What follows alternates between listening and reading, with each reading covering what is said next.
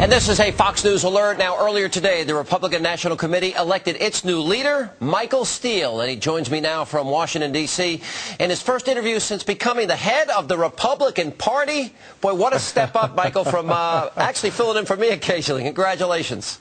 Yeah, thank you so much, Sean. Thank you very, very much. It is an incredible honor right now to stand with my friends around the country as we help to grow this party and make it a viable political entity out here. We've got a lot of work to do, but today is a good day. Well, it's a good day because we've been friends a long time. Let me ask you this. I could tell you that conservatives that I know, this week in particular, Michael, feel very energized because the Republicans in the House stood up to this massive transfer of the economy to the federal government. Is this a first step towards re-energizing the party? Oh, I think it is, Sean. I just spoke a little bit ago with Congressman Eric Cantor, the whip of for the Republican caucus, and I had to congratulate him. This is the best whip job I have seen in a very, very long time by the Republican caucus. He led, working with Congressman Boehner to keep the House together on this continual flow of funds away from the people out of their pockets into government. And I thought it was a very bold move. And I think the base especially is particularly excited to see Republicans standing firm on the core economic principle that we trust the people who know best to do with their dollars than the government. So it was a good week, and today's a great day, and I'm excited to be a part of it. Well, I think this is a great moment for what Reagan said back in '75 after the Republicans lost in '74. No pale pastels, bold colors, bold differences. And I haven't interviewed you a lot over the years. You want those differences. You want to make those distinctions, correct? Absolutely. Hey, Sean, we are the conservative party of this country.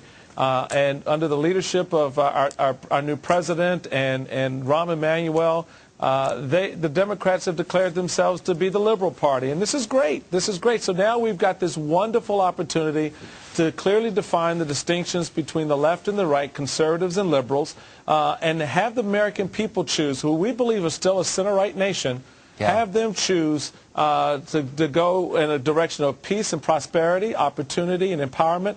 That's what Republicans want to talk about. The poor and those who are struggling to make it, we want to help them do that. And I want to give a particular shout out to you, Sean, for standing with me and supporting me and helping with the work here at Fox, and the opportunity to work with you has been tremendous, and it means a lot. It really does. And full disclosure to our audience here, from early on when you were running, both on my radio show and here, I had said I was supporting you for a lot of different reasons, Michael, and not the least of which is you are a conservative. And I think both of us have talked, both privately and publicly, how the Republican Party has lost some of their conservative principles, resulting in, I think, 2 pretty big election losses. And I think that message needs to be brought back. Well, it will be. And we tried to send out today, right after the election, a clarion call to the base to get ready, get revved up, and get ready to go forward and move that agenda, that conservative agenda. You know, conservatism is not a bad thing. It's not a pejorative. We have, I think, some very fundamental principles and values that matter. We just need to talk about them in the context of people's lives, and we're going to start doing that right now. Well, you know, Michael, I was watching the vote take place today, and I was making calls to people that I knew that were there when this vote was taking place. You won on the 6th ballot today. And then when you finally won, I was watching right here at Fox, and the chyron, in other words, those words at the bottom of the screen, it said, first African-American chair of the Republican National Committee. It has been a source of frustration to me that, you know, if you look at the demographics, for those that break down demographics every election, African Americans, 90%, most elections, tend to vote for the Democratic Party.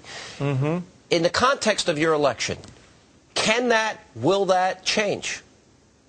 I don't know, Sean. It doesn't change with one person. You know, just because a black man is running the RNC doesn't mean black folks are going to go, oh, okay, now I'll be a Republican. Just as with the election of President Obama, all the problems and concerns that are very important to African Americans don't get solved overnight. There's still black businesses that are being redlined in neighborhoods that are struggling. So what I think it does do is send the appropriate message that right now at this hour, the Republican Party gets it.